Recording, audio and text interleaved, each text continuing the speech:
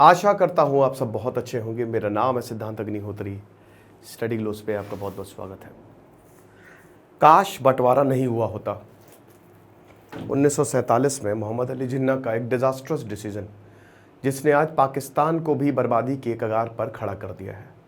अगर बंटवारा नहीं हुआ होता तो भारत एक होता, भारत और भी ज़्यादा ताकतवर होता, क्योंकि पाकिस्तान का पूरा एक्सेस, जो स्ट्रैटेजिक एक्सेस है, वो हमको मिलता। अफ़गानिस्तान में कोई अनस्टेबिलिटी नहीं होती, क्योंकि वहाँ से हम अफ़गानिस्तान को कंट्रोल कर पाते। पाकिस्तान एक राज्य होता हमारा, और वहाँ पे चीफ मिनिस्टर हम चुनते, और सब कुछ अच्छा रहता।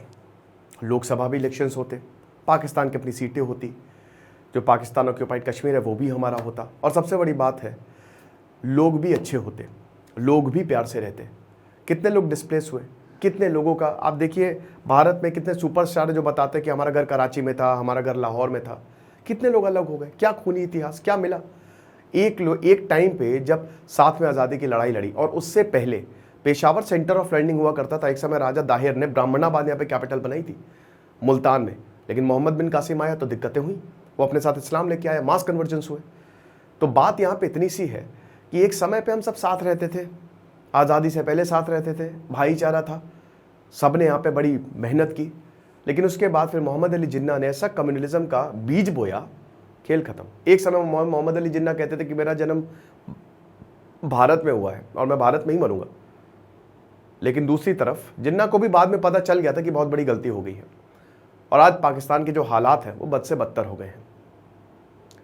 मैं हमेशा कहता हूँ कि लोग कहीं के खराब नहीं होते, लोग वहाँ के भी बहुत अच्छे हैं, यहाँ के भी बहुत अच्छे हैं। सरकारें खराब हैं, वहाँ की सरकार बेबस, सारा मिलिट्री, और जब तक वहाँ की मिलिट्री रहेगी, आईएसआई रहेगी, तब तक पाकिस्तान कभी आबाद हो ही नहीं सकता।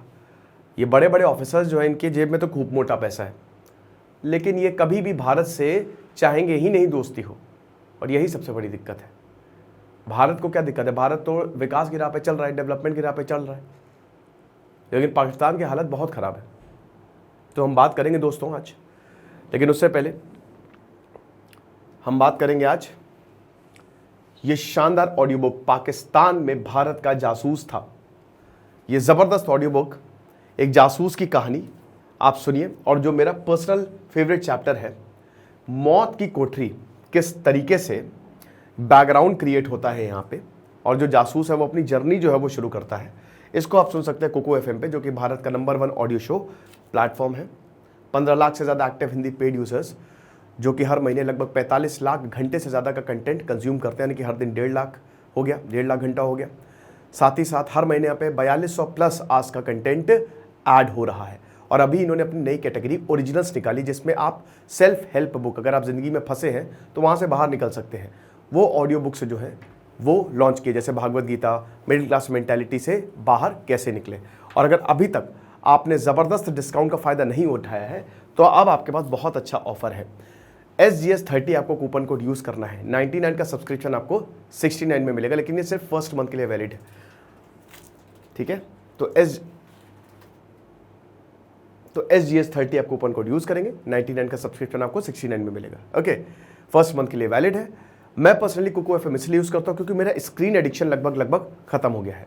तो डिस्क्रिप्शन कमेंट बॉक्स में लिंक दिया है, लिंक को क्लिक करें, ऐप को डाउनलोड करें और ज़बरदस्त डिस्काउंट का फ़ायदा उठाएं। चलिए आगे बढ़ते हैं। तो हम किस चीज़ की बात कर रहे हैं? मैंने जो आपको शुरुआत में 2 मिनट की बातें बताई, वो क्यों बताई? मैंने वो इसलिए बताई क्योंकि पाकिस्तान ख़त्म हो चुका है। आने वाले हफ्ते या शायद महीनों में पाकिस्तान के पास एक ढेला नहीं बचेगा, और वो गरीबी की ऐसी गिरफ्त में जा रहा है कि वहाँ से उबरना लगभग नामुमकिन है।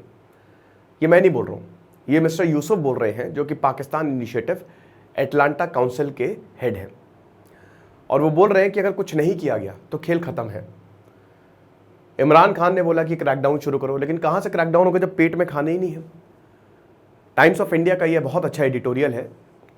रमज़ान ख़त्म होने को आया है, रमज़ान का सीज़न ख़त्म होने को आया है, और अब लोगों की चिंताएं बढ़ गई हैं। क्यों बढ़ गई हैं? क्योंकि रमज़ान में आपको पता ही है कि फ्री फीस्ट होती है। जैसे हमारे यहाँ लंगर है, बड़ा मंगल लगता है, तो ऐसे ही रमज़ान लगता है, लोगों को खाना दिया जाता है। अब इस समय पाकिस्तान में इन्फ्लेशन है 36%, ठीक है।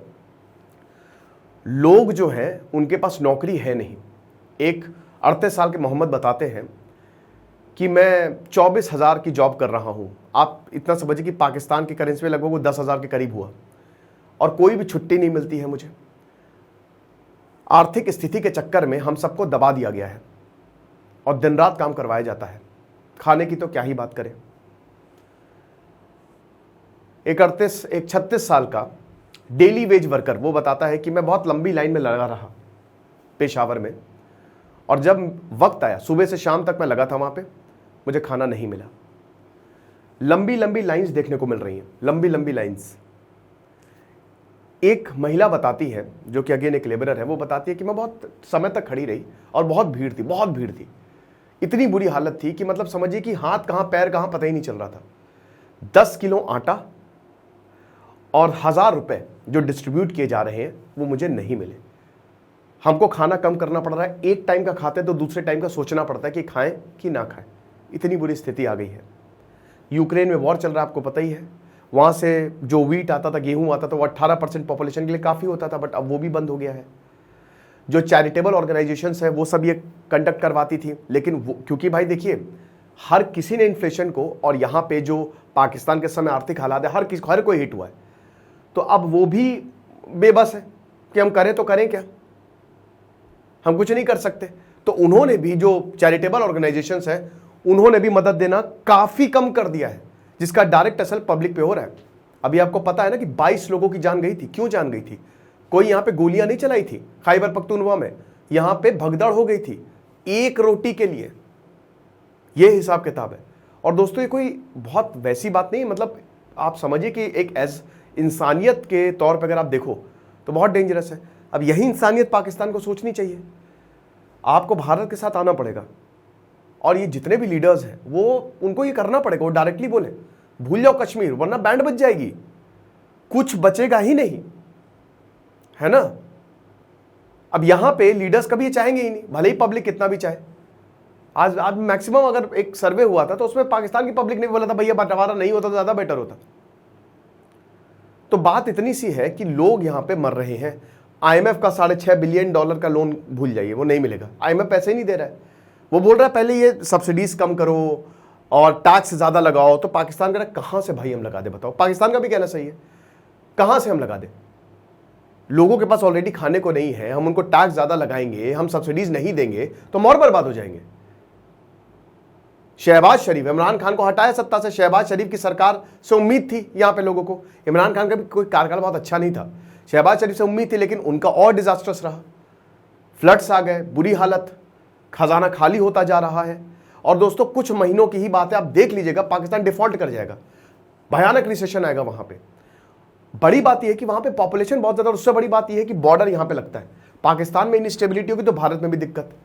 सब फिर आतंकवाद की, ये अब ये आतंकवादियों के लिए बड़ा अच्छा आसान है, लोगों को रिक्रूट करो, पैसा है नहीं, पैसा हम तुमको देंगे, जाके बॉम्ब ब्लास्ट करो, ये दिक्कतें होंगी। तो रिफ्यूजी क्राइसिस भी खड़ी हो सकती है। हाँ, 1971 के बाद यूसुफ बताते कि अब तक की सबसे बड़ी क्राइसिस है। लोगों के पास खाना नहीं है, सुबह से शाम तक लोग लंबी लंबी लाइनों में लगते हैं, लोगों को कुछ मिल नहीं रहा है। लोग जो है वो परेशान है कि कम से कम एक वक्त का खाना तो दे दो, आटा तो दे दो, रोटी तो दे दो, चावल तो दे दो, कम से कम वही खा के हम अपना पेट भर ले। लेकिन सरकार वो भी नहीं कर पा रही है, सबकी बैंड बजी हुई है। इस समय पाकिस्तान की सबसे बुरी हालत इमरान खान नहीं है, ये है। अगर ऐसा हुआ तो मुझे लगता है पब्लिक ही विद्रोह ना कर दे कि बाढ़ में इमरान खान, तुम जाओ बाढ़ में, ये दिक्कत है। और वहां की सरकार को इसको बहुत ही गंभीरता से लेना पड़ेगा, क्योंकि डिफॉल्ट बहुत नजदीक है। अगर किसी ने बेल आउट नहीं किया पाकिस्तान को तो बस कुछ महीनों की बात है, आप देख लीजिए, साल का एंड आते आते पाकिस्तान डिफॉल्ट कर जाएगा। ये एकदम भविष्यवाणी है, क्योंकि इन्फ्लेशन लगातार बढ़ता जा रहा है, लोगों के पास पैसा नहीं है, लोग ऐसी ऐसी जॉब्स करने को मजबूर हैं। मतलब यहाँ पे कुछ लोग तो ये बता रहे हैं, कुछ डेली वेजेस ये बता रहे हैं कि हम काम भी कर रहे हैं, उनको पैसा भी नहीं मिल रहा है। हमको पैसा इतना बचाना पड़ रहा है कि मतलब वही है कि अगर एक टाइम का खाते हैं तो दूसरे टाइम का सोचना पड़ता है कि खाएं भी कि ना खाएं। कहीं पे भी खाना बट रहा है तो लंबी भीड़।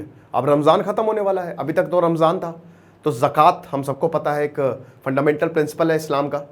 तो यहाँ पे जो लोगों की मदद की जाती थी वो हो नहीं, अब बंद हो जाएगी रमज़ान में। रमज़ान के बाद ये सीज़न ख़त्म होने वाला है, बंद, अब और ज़्यादा प्रॉब्लम आएगी। इसके बाद और दिक्कतें आएंगी, क्योंकि अब तो लोगों के पास जो फ्री खाना मिलता था, जो लोग जितना भी होता था अपनी तरफ से करते थे, अब वो भी नहीं मिलेगा। यही है जो है सो है। अब इसने में भारत ही एकमात्र सहारा। चाइना वाइना भूल जाओ, चाइना पाकिस्तान, चाइना अमेरिका और ये क्या नाम है IMF, ये सब कुछ नहीं करेंगे। भारत के साथ आना पड़ेगा, ये चीज़ है। तो इसमें हर पाकिस्तानी यही सोचेगा कि आज अच्छा होता अगर बंटवारा नहीं होता तो क्यों। लेकिन इनकी आर्मी जो है वो बहुत ही नाकारा है, ISI, और वो अपने हिसाब से काम चलाएगी। हाईली करप्ट आर्मी है और वो वही करेंगे। अब ये इस तरीके के सीन सामने आए थे इमरान खान की वजह से। तो ये शानदार ऑडियो बुक आप ज़रूर सुने, मैं पाकिस्तान में भारत का जासूस, जो आप सुन सकते हैं कुकू FM पे। और अगर हम बात करते हैं तो SGS30 कूपन कोड यूज़ करना है। 99 का सब्सक्रिप्शन 69 में, डिस्क्रिप्शन कमेंट बॉक्स में लिंक दिया है, सिर्फ फर्स्ट मंथ के लिए वैलिड है। तो आपको डाउनलोड करिए और ज़बरदस्त डिस्काउंट का फ़ायदा उठाएं। Thank you so much.